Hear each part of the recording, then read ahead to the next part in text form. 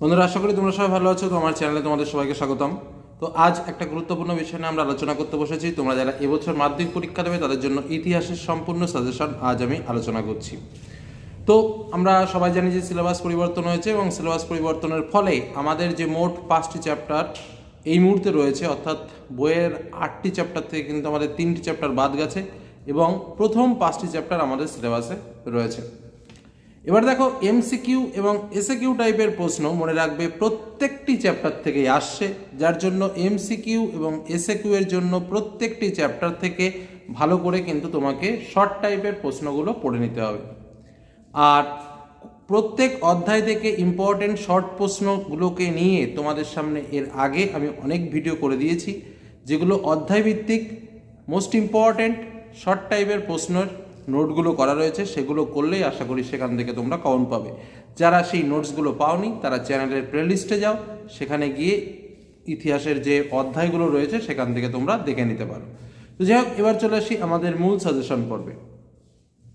আজ যে সাজেশনটি তোমাদের সামনে তুলে ধরছি একদম প্যাকড আপ সাজেশন যাকে বলা যায়, খুবই ঘেটে ঘুটে তৈরি করা এবং একটা শিক্ষকদের বান্স মিলে তৈরি করা এই সাজেশনগুলো। যার জন্যই বলছি যে তোমাদের কিন্তু কোনো কোশ্চেনকে বাদ দিলে হবে না, কারণ এর আগে যে সাজেশনগুলো তোমাদের সামনে তুলে ধরেছি সেগুলো অনেকটা লেন্দি ছিল, তার ভেতরে অসংখ্য প্রশ্ন ছিল। কিন্তু আজ যে প্রশ্নগুলো তুলে ধরছি সেগুলো কিন্তু খুবই শর্ট টাইপ, মানে এই প্রশ্নগুলো তোমাকে পড়তেই হবে।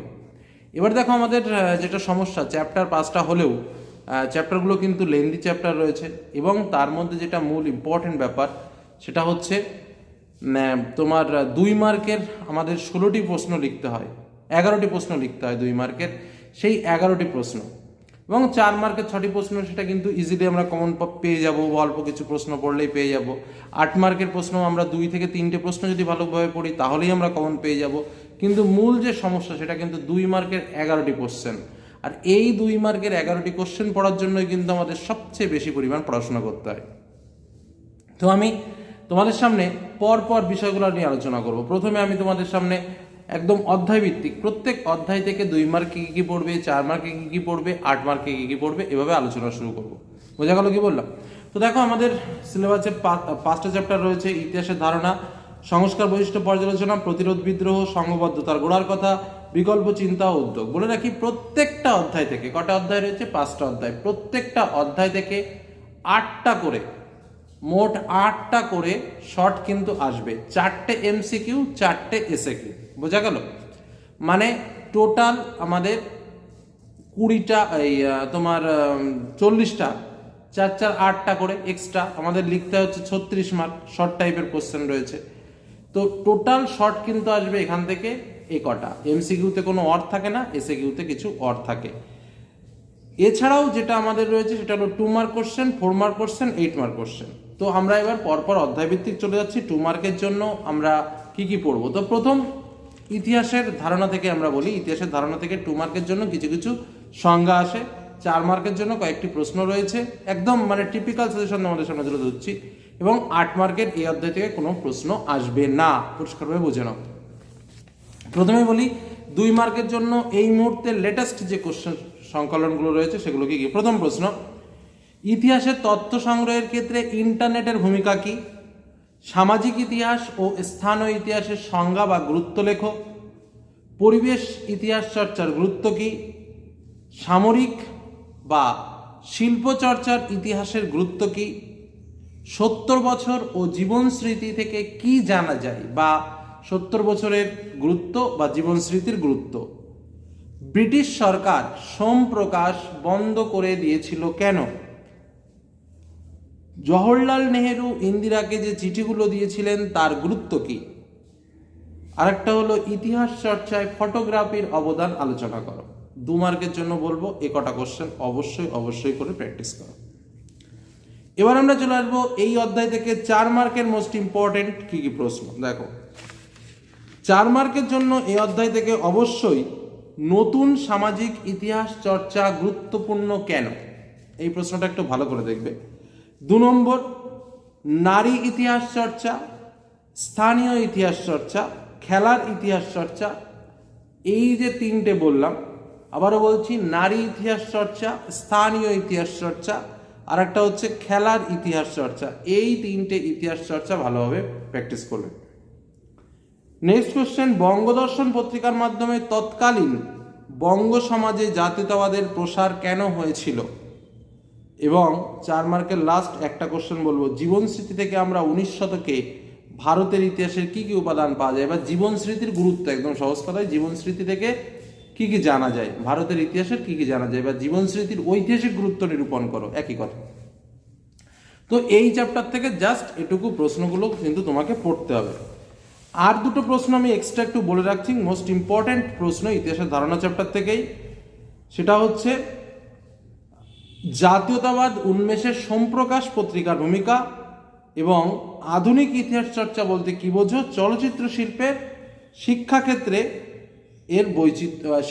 বৈচিত্র্য কি। আবার বলছি, আধুনিক ইতিহাস চর্চার বৈচিত্র্য বলতে কি বোঝো, চলচ্চিত্র শিল্পের শিক্ষাক্ষেত্রে বৈচিত্র্য কি। এই যে প্রশ্ন কটা বললাম, এই কোশ্চেন কটা ভালোভাবে পড়ো, ব্যাস, আর তেমন কিছু প্রয়োজন নেই। এবার চলেছে সংস্কার বৈশিষ্ট্য পর্যালোচনা। দেখো, এই সংস্কার বৈশিষ্ট্য পর্যালোচনা চ্যাপ্টারের প্রশ্নগুলো এমনই টাইপের প্রশ্ন, যে প্রশ্নগুলো 2 মার্কেও আসতে পারে, আবার একই প্রশ্ন ঘুরিয়ে 4 মার্কেও আসতে পারে। বোঝা গেল? আবার এই চ্যাপ্টার থেকে কিন্তু 8 মার্কের প্রশ্ন আসতে পারে। তো যাই হোক, প্রথমে 2 মার্ক বা 4 মার্ক রূপে যে প্রশ্নগুলো আসতে পারে, বা তোমরা প্র্যাকটিস করে রাখবে, 2 বা 4 যেভাবে আসুক না কেন, তোমরা এই প্রশ্নগুলো কিন্তু ভালো করে পড়বে। প্রথম প্রশ্ন, হুতুম প্যাঁচার নকশায় কিভাবে কলকাতার নাগরিক জীবন ফুটে উঠেছে? Most important question. দ্বিতীয় প্রশ্ন, নীল দর্পণ নাটক থেকে নীল চাষীদের সম্পর্কে কি জানা যায়? পরবর্তী কোশ্চেন, প্রাচ্য পাশ্চাত্য দ্বন্দ্ব বলতে কি বোঝো? Most important question. পরবর্তী কোশ্চেন, ইংরেজি শিক্ষার প্রসারে খ্রিস্টান মিশনারিদের ভূমিকা আলোচনা করো। প্রত্যেকটা প্রশ্ন কিন্তু 2, 4 কোনটাতে আসবে কোনো গ্যারান্টি নেই, যে কোনোভাবে আসতে পারে। 2 মার্কেও আসতে পারে, আবার 4 মার্কেও আসতে পারে। নেক্সট কোশ্চেন, হুতুম প্যাঁচার নকশায় বাবু সমাজ বা বাংলার সমাজে কি প্রতিফলন পাওয়া যায়? যেটা প্রথম বললাম, কলকাতার নাগরিক জীবন, ওটারই একটু নাড়িয়ে চড়ে উত্তরটা লিখতে হয়। কিছু টিকা রয়েছে মোস্ট ইম্পর্টেন্ট, কি কি? উডের ডিসপাস, হান্টার কমিশনের সুপারিশ, শ্রী রামকৃষ্ণ পরমহংসদেবের সর্বধর্ম সমন্বয় এবং নব্য বেদান্ত। আবার বলছি, উডের প্রতিবেদন, হান্টার কমিশনের সুপারিশ, ও মেকলেমিনিটসটা রয়েছে, মেকলেমিনিটস, শ্রী রামকৃষ্ণ পরমহংসদেবের সর্বধর্ম সমন্বয়, এবং আরেকটা হচ্ছে নব্য বেদান্ত। নেক্সট প্রশ্ন, মধুসূদন গুপ্ত, লালন ফকির এবং বিজয় কৃষ্ণ গোস্বামী স্মরণীয় কেন? তিনটেই ভালোভাবে পড়তে হবে, কারণ কোনটা 2 মার্কে আসবে কোনো গ্যারান্টি নেই। তারপর হচ্ছে কলকাতা মেডিকেল কলেজ টিকা লেখো, বা কলকাতা মেডিকেল কলেজ সম্পর্কে যা জানো লেখো। আর কোনো প্রশ্ন বলবো না এই চ্যাপ্টার থেকে 2 মার্ক বা 4 মার্কের জন্য। বোঝা গেল কি বললাম? এই কটা প্রশ্ন 2 মার্ক বা 4 মার্কের জন্য খুব ভালো করে পড়ো। এর আগে যে সাজেশনগুলো দিয়েছিলাম সেটা একটা প্যাকটা বড় ছিল, এটা একদম শর্ট টাইপের প্রশ্নকে মুঠির মধ্যে নিয়ে তৈরি করা। তো এগুলোর মধ্যে কিন্তু কোনো কিছু বাদ দেবে না। বোঝা গেল কি বললাম? আর এই চ্যাপ্টার থেকে এবার 8 মার্কের জন্য 2-4টে প্রশ্ন বলে দিচ্ছি। 8 মার্কের জন্য এই চ্যাপ্টার থেকে একটা 8 মার্কের প্রশ্ন আসতে পারে। লাস্টে বলে দেবো একদম টিপ, একদম দুটোকে থেকে 3টে প্রশ্ন বলে দেবো যেটা 8 মার্কের জন্য কম। যাই হোক, এই চ্যাপ্টার থেকে 8 মার্কের জন্য যে প্রশ্ন, ব্রহ্ম সমাজ আন্দোলনের বিবর্তন, বিভাজন ও বৈশিষ্ট্য আলোচনা করো। মনে হয় প্রশ্নটা একদম ছাপানো হয়ে গেছে, এরকমই মনে হয়, এমন একটা ইম্পর্টেন্ট কোশ্চেন এবছর। দ্বিতীয় প্রশ্ন, শিক্ষা বিস্তারে প্রাচ্য ও পাশ্চাত্য দ্বন্দ্ব কি? উচ্চশিক্ষায় কলকাতা বিশ্ববিদ্যালয়ের ভূমিকা। মানে জয়েন করে দিতে পারে প্রশ্নটা। এই দুটোই, আর বলবো না। এই দুটো কোশ্চেন এই চ্যাপ্টার থেকে 8 মার্কের জন্য রেডি করো। বোঝা গেল কি বললাম? এবার চলে আসি আমরা আমাদের পরবর্তী যে চ্যাপ্টার রয়েছে সেই পরবর্তী চ্যাপ্টার, অর্থাৎ প্রতিরোধ ও বিদ্রোহ চ্যাপ্টার থেকে। প্রতিরোধ ও বিদ্রোহ চ্যাপ্টার থেকে আমাদের 3 টাইপের প্রশ্ন আসতে পারে। হ্যাঁ, তোমার ওই 2 মার্ক, 4 মার্ক এবং 8 মার্ক সব আসতে পারে। তো কি কি প্রশ্ন পড়বো? 2 মার্কের জন্য কিছু কিছু টিকা পড়তে হয়, টিকাগুলো আমি একটু বলে দিই, এগুলো একটু ভালো করে দেখে রাখবে। আর 4 মার্কের জন্য তো অবশ্যই পড়বে। বিদ্রোহ ও অভ্যুত্থান কি? বিদ্রোহ, অভ্যুত্থান, বিপ্লব, দিকু, দামিনী কহ, এই কথাগুলোর অর্থ ভালো করে পড়বে। নেক্সট, প্রত্যেকটা বিদ্রোহ, বিশেষ করে আমাদের যে কটা রয়েছে, মুন্ডা বিদ্রোহ, বারাসাত বিদ্রোহ, ভিল বিদ্রোহ, সন্ন্যাসী ফকির বিদ্রোহ, কোল বিদ্রোহ, একটা কিছু হচ্ছে কৃষক বিদ্রোহ আর কিছু হচ্ছে উপজাতি বিদ্রোহ। তো এই দুটো বিদ্রোহের প্রত্যেকটা দুটো করে কারণ দেখে রাখবে, দুটো করে নেতার নাম দেখে রাখবে এবং স্থানটা দেখে রাখবে। কারণ প্রত্যেক বছর কোনো না কোনো বিদ্রোহ কোথায় হয়েছিল, তার নেতার নাম কি ছিল, মানে শর্ট টাইপের প্রশ্ন করে কিন্তু 2 মার্কে ঢুকিয়ে দিচ্ছে। বোঝা গেল কি বললাম? তো যেমন কোল বিদ্রোহ, বুদ্ধ ভগত জোয়া ভগত। তো এরকমভাবে প্রশ্ন দিতে কোল বিদ্রোহের দুজন নেতার নাম কর, 2 মার্ক। তো এই জন্য বললাম প্রত্যেকটা বিদ্রোহের দুজন করে নেতার নাম, কোথায় হয়েছিল, কবে হয়েছিল, খুব ভালো করে মাথায় রাখবে। আচ্ছা, পরবর্তী প্রশ্ন বলি 2 মার্কের জন্য, যেটা 4 মার্কও দিতে পারে, সেটা হচ্ছে ভারতবর্ষে নীল চাষ শুরু হয়েছিল কেন, বা কোম্পানির উদ্যোগে ভারতবর্ষে নীল চাষ শুরু হয়েছিল কেন। তারপর হচ্ছে নীল বিদ্রোহে হরিশ্চন্দ্র মুখোপাধ্যায়ের ভূমিকা কি, দুদু মিয়া স্মরণীয় কেন, নীল বিদ্রোহে খ্রিস্টান মিশনারিদের ভূমিকা কি। এই প্রশ্নগুলো 2 মার্কের জন্য পড়বে। এছাড়াও 4 মার্কের জন্য এক্সট্রা যে প্রশ্নগুলো পড়বে প্রতিরোধ বিদ্রোহ থেকে, আমি বলে দিচ্ছি, সেটা হচ্ছে তারিক ই মোহাম্মদিয়ার মূল ভাবধারা মুসলিম সমাজে কিভাবে জাতীয়তাবাদের উদ্ভব ঘটায়। নেক্সট, ওই যে বিদ্রোহগুলো বললাম তার মধ্যে এবছরের জন্য সাঁওতাল, কোল, নীল আর ভিল, কি বললাম, সাঁওতাল বিদ্রোহ, কোল বিদ্রোহ, নীল বিদ্রোহ এবং ভিল বিদ্রোহ, এই বিদ্রোহগুলোর কারণ ও ফলাফল ভালো করে দেখে রাখবেন। প্রত্যেকটা বিদ্রোহের কারণ ও ফলাফল, আবার বলছি, সাঁওতাল, কোল, নীল বিদ্রোহ আর ভিল বিদ্রোহ। বোঝা গেল? এই প্রশ্নটাই ভালো করে পড়ো। আশা করি এই প্রশ্নের মধ্যে একটা প্রশ্ন পাবে। আর ওই প্রথম যে 2 মার্কের কিছু প্রশ্ন বলে দিলাম, ওগুলো কিন্তু ঘুরিয়ে 4 মার্কে 2-1টা প্রশ্ন দিয়ে দিতে পারে। যেমন ওই বলেছিলাম যে নীল বিদ্রোহে খ্রিস্টান মিশনারিদের ভূমিকা বা হরিশ্চন্দ্র মুখোপাধ্যায়ের ভূমিকা, ওই প্রশ্নগুলো যে শুধু 2-এ দেবে তার কোনো গ্যারান্টি নাই। প্রশ্নগুলো এমন প্রশ্ন যেগুলো কিন্তু 4-এও দিয়ে দিতে পারে, তার জন্য ওটাও ভালো করে প্র্যাকটিস করবে। তো প্রতিরোধ ও বিদ্রোহ চ্যাপ্টার থেকে 8 মার্কের জন্য আমরা কি কি পড়বো, এখানে অবশ্যই একই কথা, যে ওই যে আমরা যেটা বললাম, কোল, সাঁওতাল, নীল, ওয়াবি, ফরাজি, আমাদের অনেক কিছু আছে। তবে 8 মার্কের জন্য তোমরা 3টে, অর্থাৎ সাঁওতাল, নীল আর কোল, এই 3টে বিদ্রোহের কারণ, গুরুত্ব বা কারণ ও ফলাফল ভালো করে দেখে রাখো 8 মার্কের জন্য। পরের চ্যাপ্টারে চলে যাই আমরা, সংঘবদ্ধতার গোড়ার কথা। এই চ্যাপ্টার থেকেও ঠিক একইভাবে 2 মার্কের জন্য কিছু শর্ট টাইপের প্রশ্ন আছে, টিকা টাইপের প্রশ্ন। আমাদের সংজ্ঞা আসবে, পড়তে জানি ইলবার্ট বিল কি, সভা সমিতির যুগ কাকে বলে। তো যে আমি মোস্ট ইম্পর্টেন্ট প্রশ্নগুলো বলছি, ইলবার্ট বিল, সভা সমিতির যুগ, জমিদার সভা গঠনের উদ্দেশ্য, তারপরে তোমার হিন্দু মেলা, এগুলো টিকা। তারপরে 1757 সালের বিদ্রোহকে জাতীয় বিদ্রোহ বলা হয় কেন। তারপর হচ্ছে গগনেন্দ্রনাথ ঠাকুরের ব্যঙ্গচিত্রের বিষয়বস্তু কি। আর কয়েকজনের নাম বলছি, নামগুলোর কীর্তালি যাকে বলা হয়, মানে তারা স্মরণীয় কেন।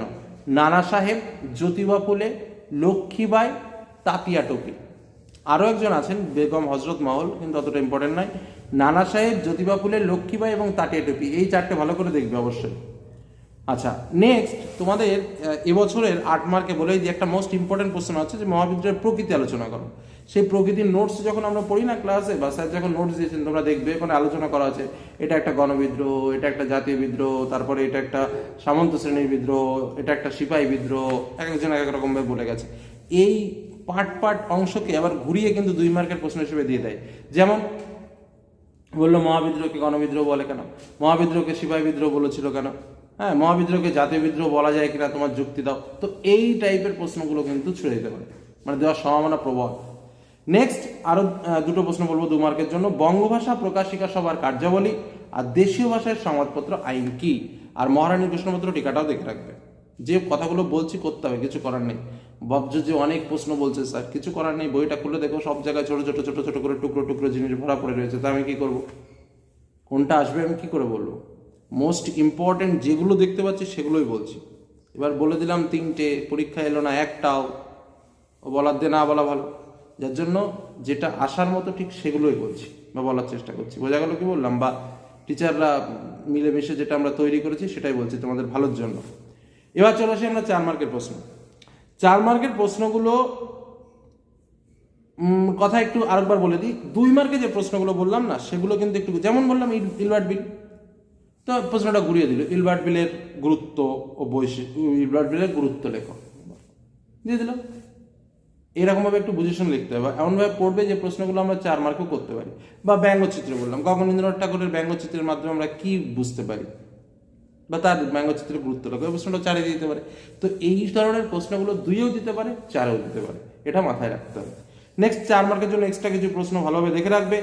জাতীয়তাবাদ বিকাশে আনন্দ মঠের ভূমিকা লেখো। দেখো এই প্রশ্নটা যেমন 4 মার্কে ইম্পর্টেন্ট, তেমনি আবার 8 মার্কেও ইম্পর্টেন্ট, জাতীয়তাবাদ বিকাশে আনন্দ মঠের ভূমিকা।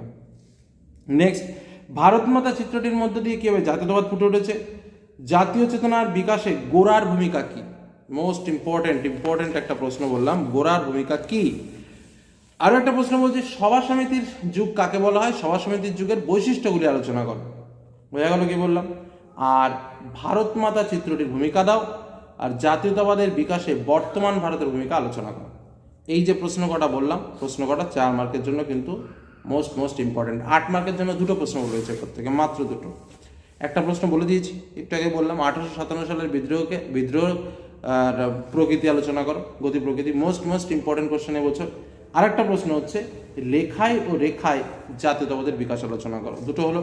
আর এর আগে কিন্তু 4 মার্কের জন্য যে 2টো প্রশ্ন বললাম, অর্থাৎ গোরার ভূমিকা, এই আনন্দমঠের ভূমিকা, ওটা কিন্তু খুব ভালো করে পড়বে। বোঝা গেল কি বললাম?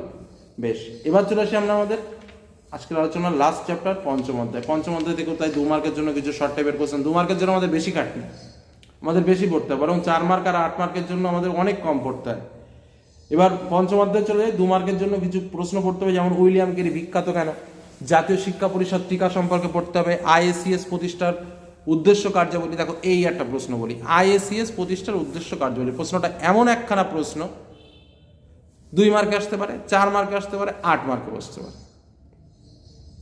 আইএসিএস এর উদ্দেশ্য কার্যাবলী মানে 2 মার্কেও পাবা, 4 মার্কেও পাবা, 8 মার্কেও পাবা, এবং ইম্পর্টেন্ট, খুবই ইম্পর্টেন্ট বলা যায়, মানে এতটা ইম্পর্টেন্ট ভাবা যায় না।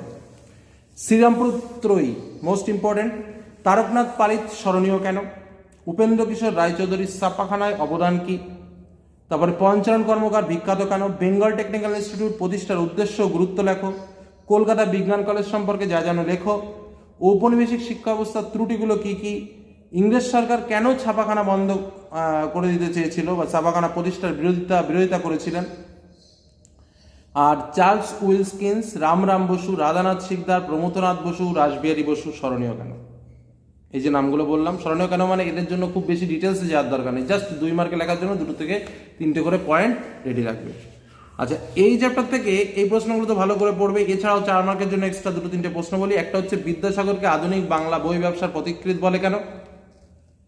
বা প্রশ্নটাকে ঘুরিয়ে একটু দিতে পারে, বাংলার ছাপাখানার ব্যবসায়িক উদ্যোগ সম্পর্কে আলোচনা করো। ঠিক আছে, নেক্সট কোশ্চেন, ছাপাখানার বিকাশে শ্রীরামপুর মিশনের ভূমিকা, যেটা শ্রীরামপুর ত্রয়ী বললাম আমি, সেটাকেই কিন্তু ঘুরিয়ে শ্রীরামপুর মিশনের ভূমিকা কিন্তু 4 মার্কের প্রশ্নের উপর কিন্তু আসতে পারে, খুব ইম্পর্টেন্ট। তারপরে হচ্ছে আইএসিএস, প্রথমে বললাম আমি, Indian association for the cultivation of science, এর ভূমিকা আলোচনা করো।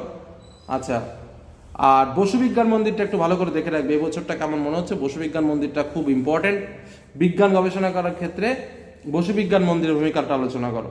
ঠিক আছে, এই প্রশ্ন কটা দেখে রাখবে। আর 8 মার্কের জন্য একটু বলে রাখি, ছাপাখানার বিকাশে ইউএন রায় অ্যান্ড সন্সের ভূমিকা, আর কারিগরি শিক্ষার বিচারে বেঙ্গল টেকনিক্যাল ইনস্টিটিউটের ভূমিকা, ব্যাস আর দরকার নেই, বা আইএসিএস এর ভূমিকা।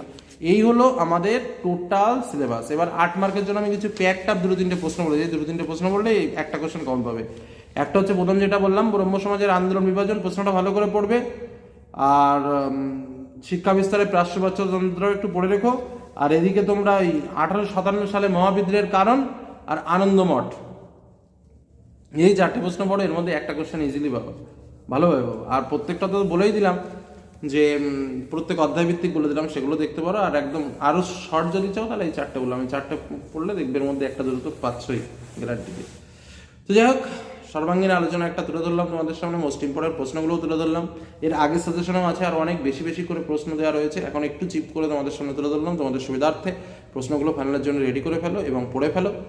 তো এগুলো আলোচনা ভালো লাগলে লাইক করো, বন্ধুদের সঙ্গে শেয়ার করো, যারা চ্যানেলে নতুন এখন সাবস্ক্রাইব করো না অবশ্যই সাবস্ক্রাইব করবে। তো আজকের মতো আলোচনা এখানেই শেষ করছি। ভালো থেকো, সুস্থ থেকো, সাবধানে থেকো, ধন্যবাদ।